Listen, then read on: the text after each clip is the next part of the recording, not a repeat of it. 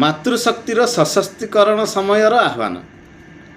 ଆନ୍ତର୍ଜାତୀୟ ମହିଳା ଦିବସ ଅବସରରେ ରାଷ୍ଟ୍ରୀୟ ବିଦ୍ୟୁତ ପରିଷଦ ଏବଂ ରାଷ୍ଟ୍ର ସେବିକା ସମିତି ଦ୍ୱାରା ନୂଆଦିଲ୍ଲୀରେ 2 ଦିନିଆ ମହିଳା ବିଚାରକ ସମ୍ମିଳନୀ ଅନୁଷ୍ଠିତ ହୋଇଯାଇଛି। ଏହାର ଉଦ୍ଯାପନୀ ଅଧିବେଶନ ଭାରତୀ ନାରୀ ସେ ନାରାୟଣୀରେ କେନ୍ଦ୍ର ଶିକ୍ଷା ମନ୍ତ୍ରୀ ଧର୍ମେନ୍ଦ୍ର ପ୍ରଧାନ ଯୋଗଦେଇ କହିଛନ୍ତି ଯେ ବିଚାରଗତ ଭ୍ରାନ୍ତି ଦୂର କରି ମାତୃଶକ୍ତିର ସଶକ୍ତିକରଣ ବର୍ତ୍ତମାନ ସମୟର ଆହ୍ୱାନ। ନାରୀ ତୁ ନାରାୟଣୀ ଆମ ସଂସ୍କୃତି ଓ ସଭ୍ୟତାର ମୂଳ ଅବଧାରଣା। ସେହି ସମ୍ମିଳନୀ ସେହି ପବିତ୍ର ବିଚାରଧାରାର ଏକ ପ୍ରତିଫଳନ। ପ୍ରଧାନମନ୍ତ୍ରୀଙ୍କ ଆହ୍ୱାନକ୍ରମେ 2035 ସୁଦ୍ଧା ଭାରତକୁ ମାକାଉଲେଙ୍କ ଗୋଲାମୀ ମାନସିକତାରୁ ମୁକ୍ତ କରିବାକୁ ହେବ। ଏହି ଔପନିବେଶିକ ମାନସିକତା ଯୋଗୁଁ ଭାରତରେ ଯେଉଁ ବିଚାରଗତ ବିଭ୍ରାଟ ସୃଷ୍ଟି ହୋଇଛି ସେଥିରେ ସବୁଠାରୁ ଅଧିକ କ୍ଷତି ଆମର ମାତୃଶକ୍ତି ସହିଛନ୍ତି।